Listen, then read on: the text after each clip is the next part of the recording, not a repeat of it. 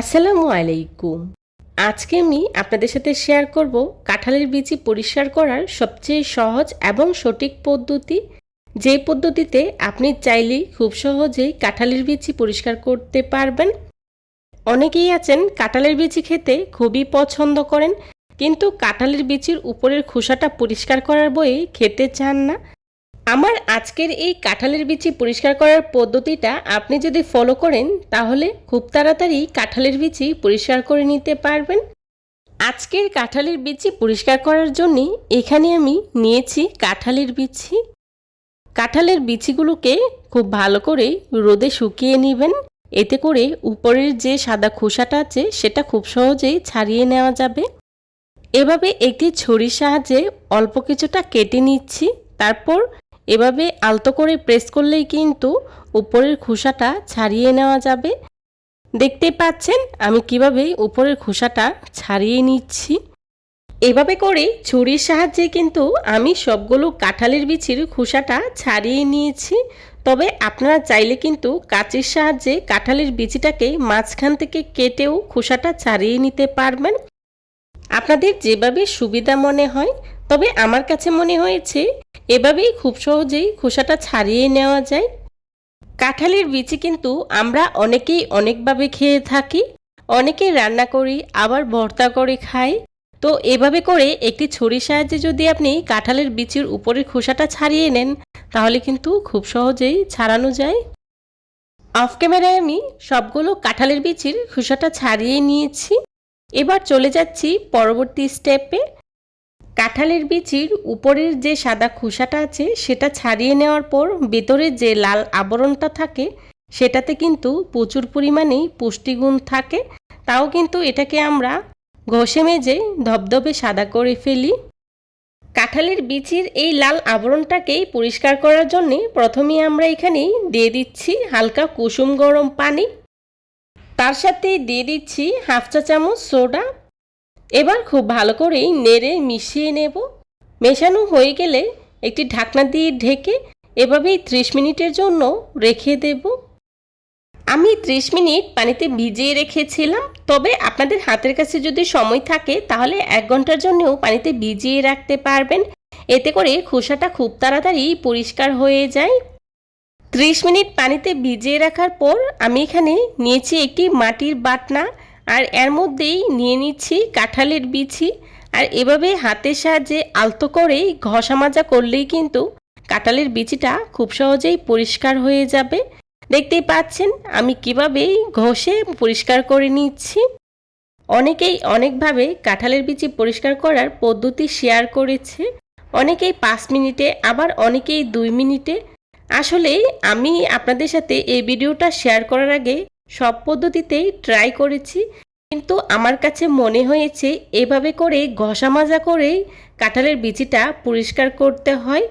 বোতলে ঝাঁকিয়ে কোনোভাবেই কিন্তু সম্ভব না।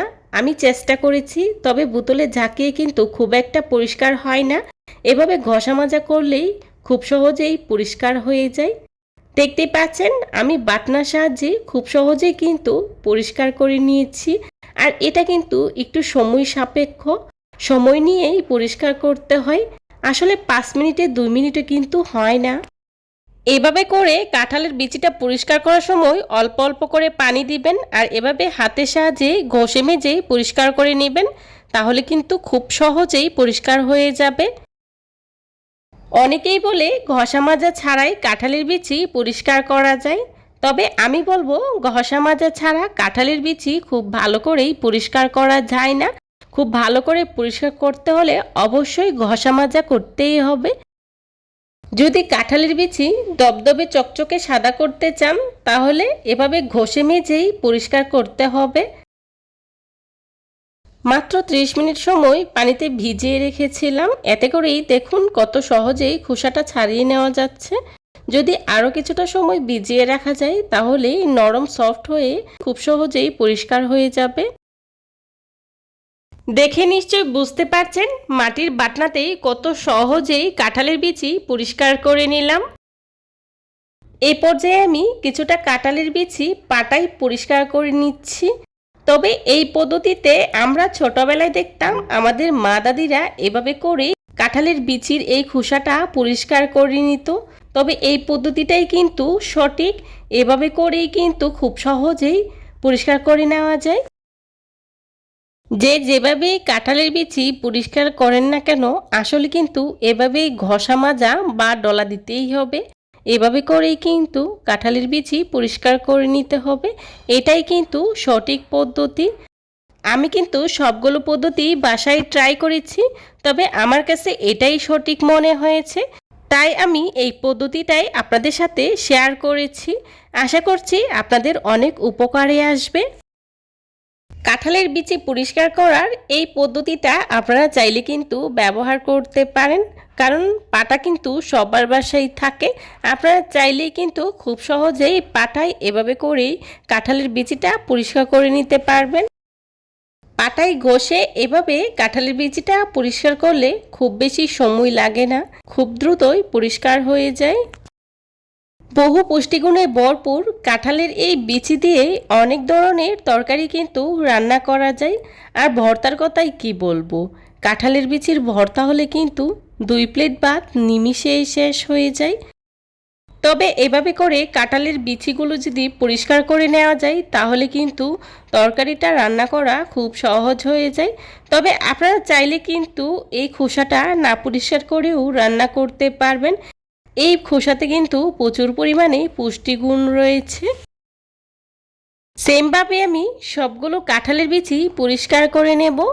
দেখতে পাচ্ছেন আমার কাঁঠালের বিচিগুলো কতটা দবদবে চকচকে হয়েছে। আসলে আমার আজকের এই পদ্ধতিটা ফলো করে আপনারাও যদি বাসায় ট্রাই করেন, তাহলে আপনাদের কাঁঠালের বিচিগুলোও কিন্তু এরকম দবদবে চকচকে হবে। আমার আজকের এই ভিডিওটি যদি আপনাদের কাছে ভালো লেগে থাকে, তাহলে অবশ্যই লাইক কমেন্ট শেয়ার করতে বলবেন না। আপনাদের একটি লাইক এবং একটি কমেন্টস আমাদেরকে নতুন নতুন কন্টেন্ট তৈরি করতে অনেক উৎসাহিত করে। যারা এতক্ষণ ধৈর্য সহকারে আমার ভিডিওটি দেখেছেন, তাদেরকে জানাই অসংখ্য ধন্যবাদ। এই ধরনের সব ঘরোয়া এবং মজার মজার রেসিপি পেতে আমার চ্যানেলটি ভিজিট করে আসবেন প্লিজ। আমার পরবর্তী ভিডিও দেখার আমন্ত্রণ জানিয়ে আজকের মতো এখানেই বিদায় নিচ্ছি। সবাই ভালো থাকবেন, সুস্থ থাকবেন। আল্লাহ হাফেজ। আসসালামু আলাইকুম।